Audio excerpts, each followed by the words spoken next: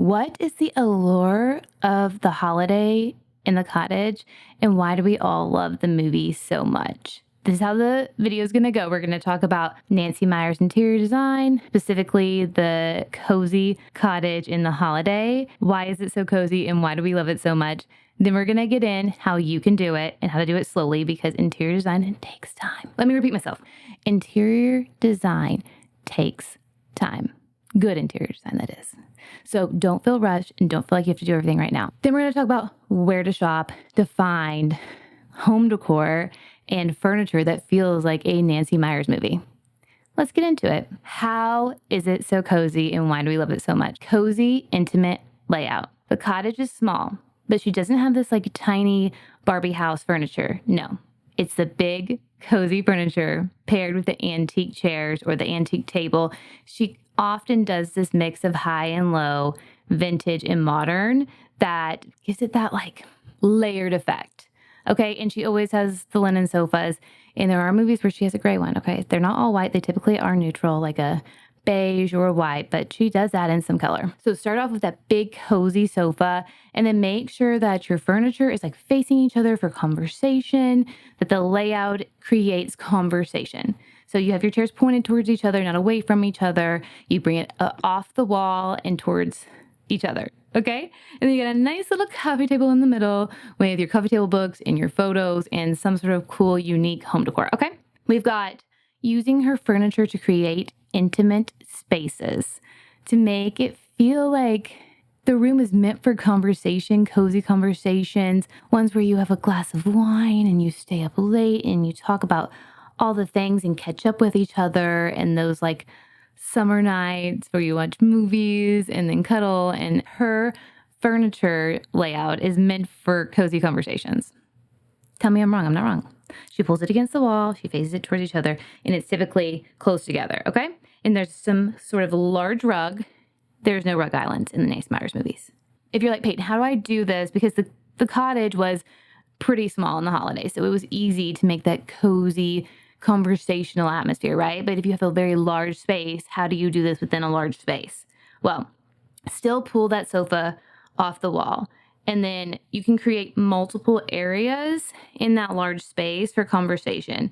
So say the fireplace is way over here, and then the TV's here, and you've got this big space in the middle. How are we going to make it cozy in a large space? You can create multiple areas. You could create a little reading nook where you have a cozy chair and some sort of light fixture by the fireplace, and then you have your living area and then the dining area. So you just make multiple cozy spaces within that one space. It can be done. It's just, you need more than one. That's all. That's all there is to it. And lots of good lighting. We'll get into that later. Next, I touched on this a little bit, how she mixes the old and the new, the vintage and the modern. So she gets these vintage pieces, and then she'll pair them with like a new linen sofa. Because let me give you my number one tip when it comes to incorporating vintage. How can you do this? Well, when you add in a new sofa, one, it's going to get a lot of wear. People are going to sit on it. That thing is going to get nice and lived in anyways, and it will become vintage in a couple months. But if you get like a vintage sofa that's getting a lot of use to it, that thing will end up broken. So if I'm going to pair new and old, I like to typically make the furniture that's getting the most use the modern, the new, and then incorporate like a vintage coffee table or a vintage settee that's not getting a lot of sitting on it.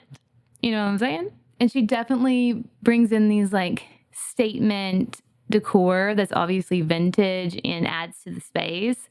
And they could be like simple little trinkets on the coffee table or a vintage chair, the vintage bathtub in the holiday. We all know that one. That's so beautiful.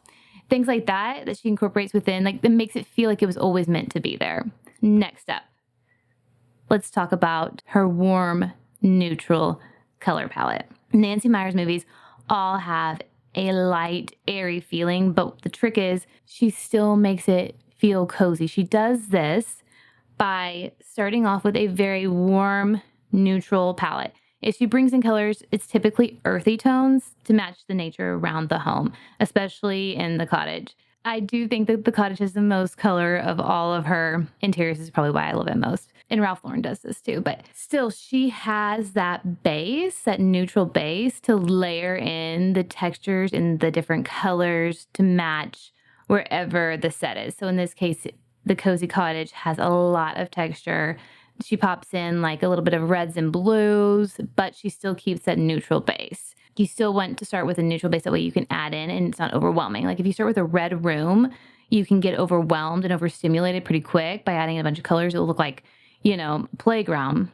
If you want to add in red, which I do suggest a pop of red is always good, then start with a neutral base and slowly incorporate different colors and textures until it's perfect in your eyes.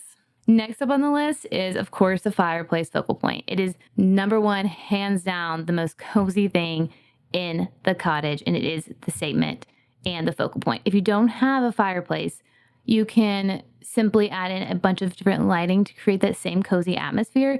But if you do have a fireplace, make sure that it is the statement. So your furniture is around it because it is your focal point of that room.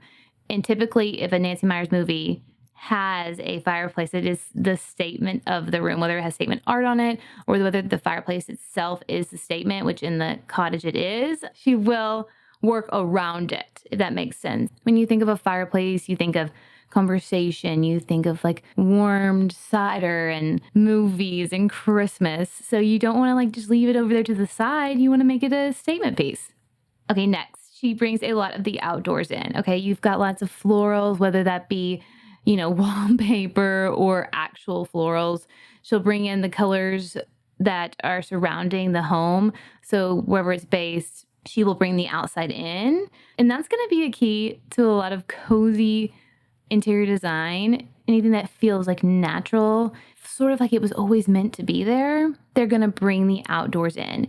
You can do this by bringing in branches, like literally bringing the outdoors in, just check for bugs. Okay, check for bugs. Or you can add in the color tones, the color palette that the outdoors is. Like I always say here, you do you. It's your home. Remember that. You don't have to take anybody's advice because the goal is to make your home feel like you. All right, so bring in flowers and color and branches and that color palette and incorporate it into your home decor. You'll see a big difference. What makes Nancy Meyers interiors so good, so yummy, and unforgettable is because they feel like our homes. They feel like lived in, and they do this by one time. That's what she wants you to think, at least. Like, she wants you to feel like this home's been collected for years, and that's why we love it so much, is because her homes are so collected and timeless, okay? You won't see a bunch of trendy pieces in a Nancy Meyers interior design because she does like to keep it that classic, timeless, neutral interior design. Mark D. Sykes, he is her interior designer for her home, and he has a wonderful book that it's called, what is it? Beautiful All-American Decorating. My husband got it for me for my anniversary, and it's like so good if you want some good inspiration. We'll get into that later. So how are we doing this slowly? I've got another list here. We're going to want to start with our key pieces. So a statement light fixture, or that antique coffee table, or maybe it's the linen sofa for you. But you want to start with the key pieces of the room that you feel like are going to make the most difference. Now, I'm always going to say, if you don't have a huge budget, start with lighting. That's where you'll see, or paint. So paint color or lighting, depending on your budget. If it's not a huge budget, that's what I would start with because you're going to see the most difference. Honestly, add a lamp and you're like, whoa, what room is this? Where am I? Okay, you think I'm joking. Like, that's the easiest way to make your space feel cozy, that and paint. Paint is always going to make a huge difference, and it's not that pricey. So we're going to start with the key pieces, and then we're going to add on. So keep a running list. So let me get some coffee. Go by priority, and then invest slowly and start to incorporate those pieces. But like I said, lighting and paint are going to make the biggest difference. Then you're going to want to gradually add in those pieces off your list and incorporate antiques in photos and things that feel like you, and you'll get that layered, cozy feeling that she creates so well. Next up, one of my favorite parts, thrifting and antique hunting. When it comes to antiques, you're like, okay, what am I looking for, Peyton? There's so much to see, and like it can be overwhelming. So what I do to keep myself here, because I have bought a lot of things, I'm like, oh, I'll fix it up later. Never end up fixing it up, so don't do that. Unless you have time. I don't suggest like buying things that you have to fix up later unless you really are going to do it. If you're like me and you've got a toddler and a bunch of things in your to-do list, save those projects for when we have more time later on in life. That's what I've learned. And I've learned to keep a list of things that I'm looking for. And that way, when I go thrifting or antiquing, I know what we need in the space. And the list is long and it's categorized.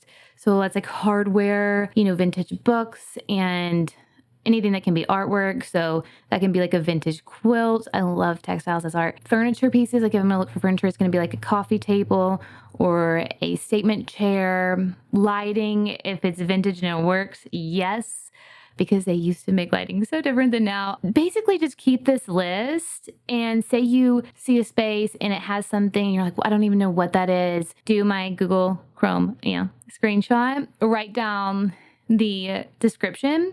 That way, one, if you're searching online, you know what to put in, and two, it will help you for when you're searching in person. When it comes to Nancy Meyers interiors, she does a lot of like artwork that seems vintage, her baskets, anything on the coffee table. Those pieces are going to be the vintage pieces that she's mixing in with the modern like sofa and lighting typically. Of course, some lamps can definitely be vintage. Next up, let's do where to shop. Where are we finding this? Well, one is vintage. So I love to shop like marketplace, local antique stores, flea markets, Etsy. Etsy has great options. eBay, of course, like be careful.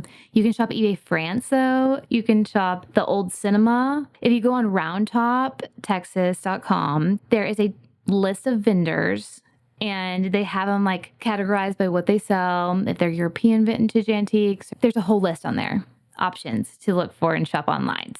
And when you're shopping vintage online, make sure you have those keywords that you have a list of to help you search and narrow down your search. And then also Poshmark, and I think it's Mercari. I think I'm saying that right.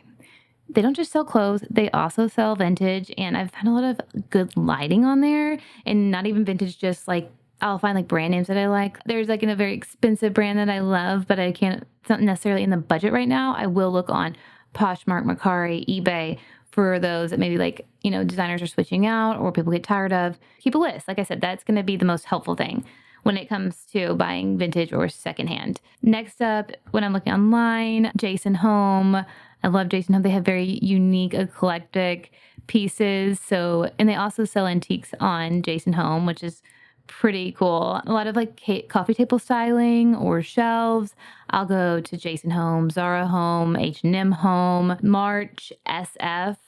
They have great textiles like artisanal kitchenware and home goods. This is going to be like ceramics or cookware.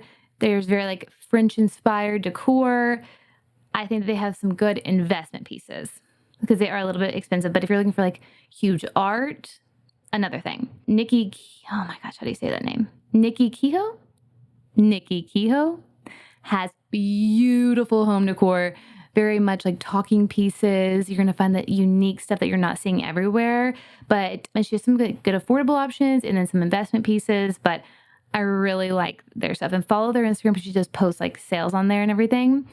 And then Elsie Green has some really good stuff, and Anthropologie, sometimes it's a hit or a miss, but those are some great places to start. I've got like a whole list of places if you just need any inspiration for where to shop. But this is some like good home decor places to shop. And then for furniture, I'm thinking Sixpenny, Maiden Home, then there's Our House, CB2, if you want to go like more affordable options. And then like I said, if there is like a brand that you absolutely love, like I love Maiden Home, then you can always try to find secondhand options if your budget isn't huge at the moment, or keep it on that list of things that you want to invest in over time. Or maybe you have the budget to do all of it at once. And if that's your case, yes, go you. But if not, like if you're like me, then keep that list. And then eventually you will get that layered, textured, beautiful space. It just takes a while. Like good things take time, okay? Layer over time, layer in the textiles, the accessories, the personal items. The reason that we love Nancy Meyers interior design is because they feel so lived in, so collected. Like they're not perfect. They're not perfect by any means. Like if you really look at the cottage and the holiday and you'll see like it's not perfect. And that's why we love it, because it feels like that English cozy cottage. It's kind of quirky, it's eclectic, and it's a bunch of mixing and matching, and definitely would take time if it was someone's actual home and not a movie set. And that's the secret. is that it's layered and it's timeless and it feels like the movie characters. And that's why we love her interior design. And you can do it too. Just don't give yourself a hard time because it's going to take time. Keep that running list. It's very helpful. And then incorporate some of these tips. And then we'll talk more about it. I'll be back for another segment on this because I just love Nancy Meyers interior design because of that classic timeless approach that she has. I'm so glad you're here. I'm Peyton. I'll see you next week. Love you, mean it. Bye. Mwah.